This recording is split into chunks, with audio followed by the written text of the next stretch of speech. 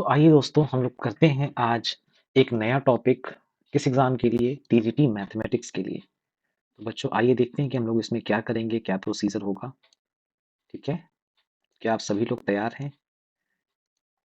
चलिए, तो बच्चों इस सवाल में आप देख रहे होंगे कह रहा है circumference of the base of a cylinder is 44 centimetre, यानी 2 पाई आर का मान जो दिया है वो 44 सेंटीमीटर दिया हुआ है। ठीक है, 2 पाई आर का जो मान दिया है बच्चों वो 44 सेंटीमीटर दिया हुआ है।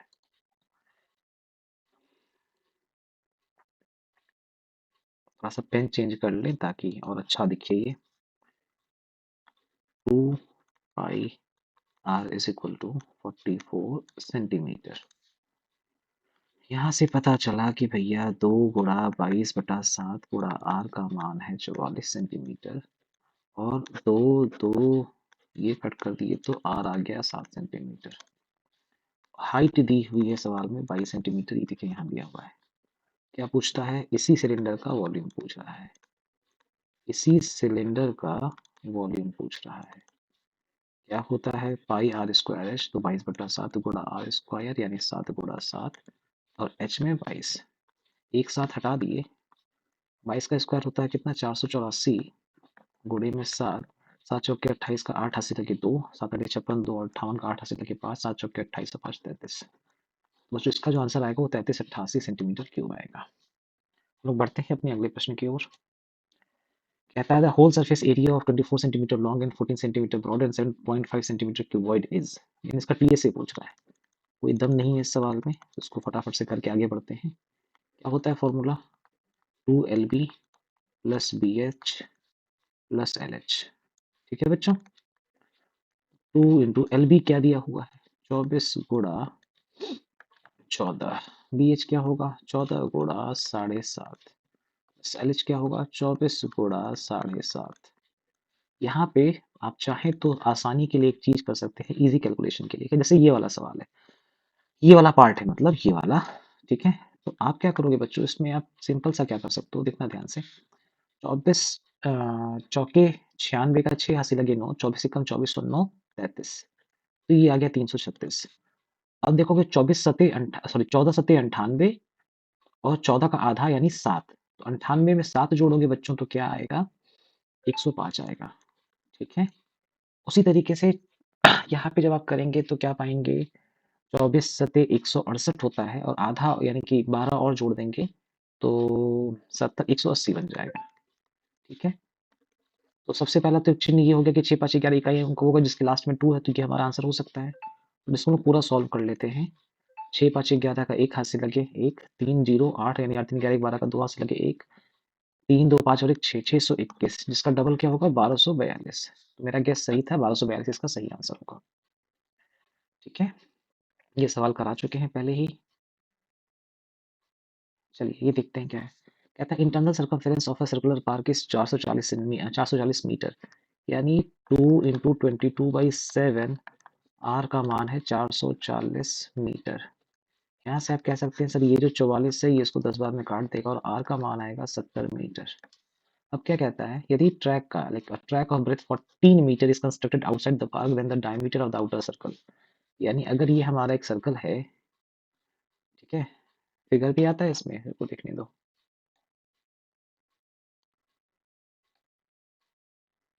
Picture text.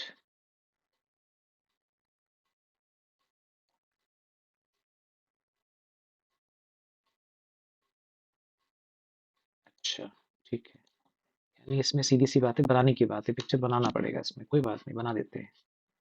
जैसे ये हमारा एक सर्कल है, ठीक है, और एक और सर्कल है कुछ यूं, हम लोग उसको चाहे तो थोड़ा सा एडजस्ट भी कर सकते हैं। ठीक, अब हमारा काम आसान हो जाएगा। देखो कैसे, तो यहाँ से यहाँ तक की दूरी बच्चों 70 दी हुई है, और इसकी जो चौड़ाई है वो दी हुई है कितनी? 14 मीटर। तो जो बड़े वाले सर्कल का रेडियस हो जाएगा वो 70 और 14 84 मीटर हो जाएगा, और हमें बड़े वाले ही सर्कल का क्या पूछ रहा है? डायामीटर पूछ रहा है। डायामीटर क्या होगा बच्चों? 2 × 84, 2 चौके 8, 2 अठे 16, 168 मीटर हमारा आंसर होगा। ये क्या सवाल है? An equilateral triangle is made by taking a copper wire. The area of the triangle is 121 root 3 centimetre square. तो देखो रूट थ्री इक्वलेटरल ट्राइंगल तो रूट 3/4 ए स्क्वायर इसका फॉर्मूला होता है और यहाँ पे दिया है 121 रूट 3 तो रूट 3 से रूट 3 उड़ा सकते हो और ए स्क्वायर की जगह पे ए का मान रख सकते हो 11 गुणा 2 यानी कि 22. कैसे हुआ 121 को सॉल्व करोगे बच्चों तो 11 निकल के आएगा 4 को करोगे तो 2 निकल के आएगा. तो हमारा क्या आ गया 11 दूनी 22. कहता है circle is made by taking the same wire then it is its area. अच्छा ठीक है. अब आप ये बताओ कि अगर हमको इसी ट्राइंगल के बराबर की लेंथ का वायर यूज करना है एक सर्कल बनाने के लिए तो आप कहोगे सर ये लेंथ ए थी ये भी ए थी तो यानी इस सर्कल का जो पेरीमीटर होगा 3a होगा बट नंबर में क्या होगा वैसे आपको वैसे 2 इंटू 22/7 इंटू आर होगा. बिल्कुल सही बात है. तो 3 में a का मान रखोगे 22 आएगा. यहाँ पे 2 गुणा 22 रखोगे बट्टे में 7 रखोगे और आर रखोगे. फॉर्मूले पे चल रहे हैं और कुछ अलग से नहीं कर रहे हैं इसमें हम लोग. अब इसको हल करेंगे तो क्या 21/2 आएगा. रेडियस का मान आ गया 21/2 और हमें पता क्या करना है इसी का देन इट्स एरिया पता करना है. देख लेते हैं 22/7 पाई आर स्क्वायर यानी 21/2 गुणा 21/2. एक दो को तो हम काट देंगे 11 बार में चला जाएगा. इसको भी काट देंगे 3 बार में चला जाएगा 63 आ जाएगा यानी 693/2. 693/2 तो इसी का आधा मतलब और क्या 2 3 6 2 चौके 8 2 छक्के 12 2 पचे 10 346.5. ठीक है. ये बहुत अच्छा सवाल है बहुत अच्छा बहुत प्यारा बहुत बेहतरीन सवाल है तो इसको आप लोग ध्यान से देखिएगा. If the length of a diagonal of a rhombus is 80% of its other diagonal, then the area of the rhombus is x times the square of the larger diagonal. ठीक है. तो कहने का अर्थ क्या है बात पहले सबसे पहले ऐसे सवालों में क्या किया जाता है कि इसका फ्रैक्शन बना लिया जाता है यानी 4/5. क्या है 4/5 कहने का अर्थ क्या हो गया कि अगर ये हमारा डायगोनल 2 है तो ये हमारा डायगोनल 1 है. ये आपस में इनका रेशियो दिया हुआ है. ठीक है. और क्या कहते हैं area of the rhombus is x times the square of the. तो सबसे पहले हम इसका एरिया निकाल लेते हैं और चलो तो बच्चों इसका एरिया क्या होगा हाफ 4x इंटू 5x. ठीक है. और ये जो इनका एरिया है वो क्या है x times the square of the larger diagonal. ठीक है. ये x टाइम्स है किसके square of the larger diagonal के x टाइम्स है. यहाँ पे 2 बार x नहीं होगा यहाँ पे ना इसको कुछ आप और मान लो y मान लो. ठीक है. लार्जर डायगोनल का मान क्या है भैया 5y स्क्वायर है 5y का होल स्क्वायर. अब देखो उसको हल कर देते हैं इजीली हो जाएगा 4 into 5 into Y square into X is equal to 25y square. तो आप क्या करोगे इस 5 से इसको 5 बार में काटोगे y से y उड़ा दोगे 2 से 2 उड़ा दोगे. x का मान कितना आ जाएगा बच्चों 2.5 आ जाएगा. x का मान क्या आ जाएगा 2.5 आ जाएगा. 5/2 आंसर होगा ना कि 2/5 तो आंसर होगा नन ऑफ द अबव. ठीक है. क्या कहता है the purchasing price of 12 oranges 12 का सीपी बराबर होगा एसपी ऑफ 9 के एसपी ऑफ 9 के. तो बच्चों यहाँ से सीपी अनुपात एसपी क्या आएगा 9:12 आएगा यानी 3:4 आएगा. कहता है प्रॉफिट परसेंटेज 1/3 का प्रॉफिट होगा जो कि प्रतिशत में कितना होता है 33 1/3%. ठीक है. चलो area of the circle that can be inscribed in a rectangle of length 10 centimetre and width 8 centimetre. एक रेक्टेंगल बनाना है तो आइए देख लेते हैं कैसे बनेगा. कुछ इसकी मदद से हम लोग एक सुंदर सा रेक्टेंगल बनाने की कोशिश करते हैं. ठीक है. फिर हम लोग अब एक सर्कल भी बना लेते हैं. क्या हम रेक्टेंगल बनाएंगे तो सर्कल बन जाएगा क्या. अच्छा ठीक है. ऐसा कुछ नहीं होगा इसके अंदर बन सकता है.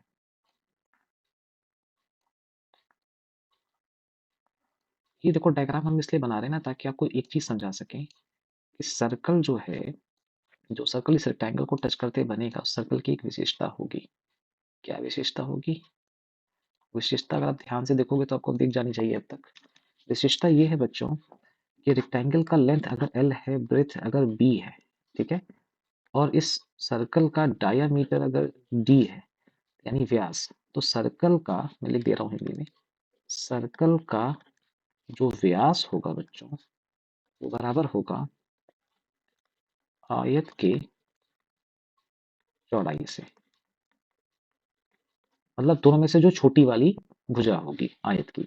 आप कहोगे कि सर यानी सर्कल का डायमीटर होगा breadth of the rectangle length दिया है 10 सेंटीमीटर और ब्रेथ यानी चौड़ाई दिया है 8 सेंटीमीटर।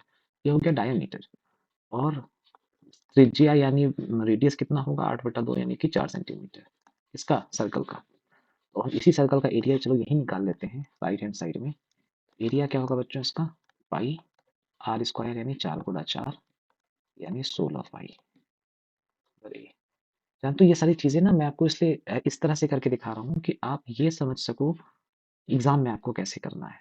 ठीक है, बोर्ड पे मैं बताता हूँ एज अ टीचर बताता हूँ, बट यहाँ पे मैं आपको ये हल करके दिखा रहा हूँ कि अगर आप एग्जाम में बैठे हो तो इसको कैसे करोगे। चलो अगला सवाल देखो क्या कहता है। Area of two similar triangles are 81 centimetre square and 49 centimetre square respectively, ratio their corresponding heights. ठीक है, तो देखो जो भी एरिया का रेशियो होता है उसी का स्क्वायर रूट जो है उसके साइड का या किसी भी भुजा का रेशियो होता है, यानी आंसर होगा 9:7। Option number A. इतनी ही देर का काम है सवाल का हल करना और कुछ नहीं है। कहता है 8 मेटेलिक बॉल्स ऑफ डायमीटर इतना are melted to form big ball then the radius of the big ball. ठीक है, इतने वाले को पिघलाया गया है और बॉल है तो शेप क्या लेंगे हम लोग बच्चों, बिग बॉल। अच्छा बॉल है ना तो पाई का मान रखने की जरूरत नहीं है, सिर्फ पाई ही छोड़ दो तब भी काम हम लोगों का हो जाएगा। 4/3 पाई आर स्क्वायर यानी कि 16। और जो बड़ा वाला है उसका भी क्या होगा 4/3 pi r square, sorry r cube ना, थोड़ा सा मिस्टेक हो गया बच्चों। आपको क्या करना है, आपको इस 16 को और इधर से इसको हटा देना है, फिर उसके बाद इस पे आना है और इसको लिखना है 64, इसको लिखना है आर क्यूब। जो चीजें कट रही है बच्चों उसको काट दो, कट गया कट गया। यहाँ से आप देखोगे कि आर का जो मान आएगा, क्योंकि ये क्या है 4 का क्यूब और ये क्या 2 का क्यूब है, तो आर का क्या आएगा मान, क्यूब रूट ऑफ व्हाट 4 का क्यूब इंटू 2 का क्यूब। तो आर का मान आ जाएगा बच्चों 4 × 2 यानी कि 8। और ये डीएसएम से पूछा था इस सवाल में, ऑप्शन नंबर सी करेक्ट हो जाएगा। ठीक है, और देखते हैं बताने लायक क्या है। मैक्सिमम तो खैर इसमें वही है। The difference of prices by selling substance eight profit 6% and 4% is rupees. अच्छा, कोई सामान है उसको अगर 6% के प्रॉफिट पे बेच रहे हो और दूसरी केस में 4% के प्रॉफिट में बेच रहे हो, तो दोनों में 2% के प्रॉफिट का अंतर हो रहा है। लेकिन ये अंतर रुपए में कितने का हो रहा है, 3 रुपए का हो रहा है। तो बच्चों 1 रुपए का मान क्या होगा, 1% का मान क्या होगा 1.5 रुपए। तो 100% का मान जो क्रय मूल्य है उसकी सीपी, उसका मान क्या होगा 150 रुपए। बस इतना सा सवाल था, इतनी ही देर में एग्जाम में होगा, इससे अधिक टाइम नहीं लगेगा इसमें। कहता है ratio of income of A and B is 2:3 ratio 1:2 and saving. अच्छा ठीक है, ये ए है ये बी है, इनका इनकम का अनुपात दिया हुआ है 2:3, इनके एक्सपेंडिचर का अनुपात दिया हुआ है 1:2। सेविंग का अनुपात जो है आप मुझे बता दो कि 2 में 1 घटाओगे 1 बचेगा, 3 में 2 घटाओगे 1 बचेगा। यहाँ पे समान सेविंग 24,000 बोला, इसको ध्यान में रखते हुए हम कहेंगे कि ये जो एक है ये 24,000 रुपए के बराबर है।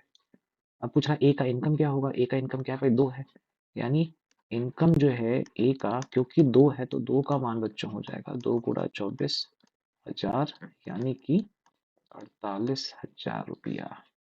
बहुत कमाता है ए। चलो कहता है ना mixture of 200 liters water is 15% and rest is milk. The amount of milk to be added to the mixture so that the amount of milk in the mixture will be 87.5%. क्या मिलाया जा रहा है, अब ध्यान दोगे क्या मिलाया जा रहा है इसमें, दूध मिलाया जा रहा है। तो जो चीज़ नहीं मिलाई जाती उसको एज इट इज उसी पे हम लोग ये प्रयोग करते हैं जो भी हम करने जा रहे हैं। आप कहोगे जब पहले केस में वाटर जो है क्या था, ये पहला केस है और बाद में दूसरा केस है। पहले केस में अगर हम आपसे वाटर का जो है स्टोरी पूछें, मतलब कॉन्सेंट्रेशन पूछें, तो कौन से 15% था, और दूध मिलाओगे तो नेचुरल सी बात है कि इसका प्रतिशत कम होगा, तो 12.5% बाद में हो गया। इसको अगर आप चाहो तो कैंसिल कर सकते हो, थोड़ा सा इजी बना के 125 कर दोगे तो 25 छक्के 150 और 25 पच्चीस 125, ये हमारा वाटर का रेशियो। तो इसका जस्ट रिवर्स रेशियो हो जाएगा बच्चों मिक्सचर का, यानी मिक्सचर 5 था तो 6 हो जाएगा। एक की वृद्धि हो रही है, वो क्यों हो रही है, क्योंकि 200, अच्छा ठीक है, एक की वृद्धि हो रही है, बस आपको इतना ध्यान रखना है। ठीक है ना, अभी फिलहाल इतना ही ध्यान रखना है कि वृद्धि कितने की हो रही है, एक की हो रही है। अब आपको क्या करना है, आपको देखना है कि शुरू में मिक्सचर कितना था 200 लीटर था, और शुरू में यहाँ पे कितना दिया है 5 दिया है, यानी 5 का मान कितना है 200 लीटर। कितने गुणे पे है बच्चों 40 गुणे पे। तो ये जो एक है बच्चों ये भी हमारा 40 गुणे पे होगा, यानी 40 लीटर क्या ऐड किया गया है इसमें, फ्रेश मिल्क ऐड किया गया है, फ्रेश मिल्क ऐड किया गया है। Fresh milk means only milk without any water. ठीक है, आइए बढ़ते हैं अगले सवाल की ओर। In a class the boys are 12% more than the girls over the whole.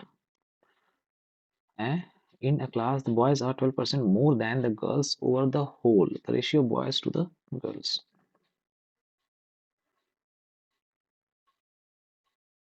भी ओवर द होल वाला बार पार्ट जो है थोड़ा सा ऐसे समझना है आपको कि 12% का मतलब होता है 3/25, यानी 25 अगर गर्ल्स हैं तो बॉयज 3 एक्स्ट्रा हैं गर्ल्स के मुकाबले, यानी बॉयज कितने हैं बच्चों, वो 28 हैं। ठीक है, तो बॉयज इज टू गर्ल का रेशियो क्या होगा, 28:25। The ratio of simple interest earned by certain amount at the same rate of interest for 6 year and that for 9 year is। अच्छा ठीक है, तो आपको जैसे एक चीज मालूम होगा, मैं कॉन्सेप्ट भी चलो सिखा देता हूँ जब दिख गया है तो, P/T/100। तो इसमें मान लो अगर रेट कांस्टेंट है, प्रिंसिपल कांस्टेंट है, बोला है ना certain amount at same rate, यानी प्रिंसिपल और रेट कांस्टेंट है, 100 तो ऐसे भी कांस्टेंट है, तो आपको सर SI जो है वो प्रोपोर्शनल होगा T के, यानी यानी जितना टाइम का अनुपात होगा वही अनुपात इसका होगा SI1 टू SI2 का। टाइम का अनुपात क्या है, 6:9, यानी 2:3। Option number B. कितना मजा आ रहा होगा, कितना फास्ट फास्ट हो रहा है ना, राइट। चलो, पाइप ए किसी टंकी को 36 मिनट में भर सकता है, पाइप बी किसी टंकी को 48 मिनट में भर सकता है, दोनों साथ में काम करते हैं तो, अच्छा चलो ठीक है, ये कंडीशन दिया तो पहले हम ये देखें रोलिंग की क्षमता क्या है, तो आई थिंक 144 होगा वर्क, 36 चौका काम पर मिनट, 48 तिया काम पर मिनट। ठीक है, क्या कह रहा है, if both pipes are open together and the cistern is full in 24 minutes then pipe B is closed after how many minutes। अच्छा, यानी 24 मिनट तक कौन काम किया है, ए अकेले काम किया है, तो भैया ए जो है 24 मिनट में, ए जो है 24 मिनट में 4 की दर से 96 काम कर चुका है, यानी 144 में से 96 काम हो चुका है, यानी 14 में 6 गया बचा 8, 13 में 9 गया बचा 4। ये 48 काम को कौन करने वाला है, बी करने वाला है 3 की दर से, 3 काम प्रति मिनट की दर से, तो 20 काम को कितनी देर में निपटा देगा भैया, 16 मिनट में निपटा देगा। अब देखो क्या पूछता है, pipe B is closed after 16 minutes. ठीक है, चलो अच्छी बात है।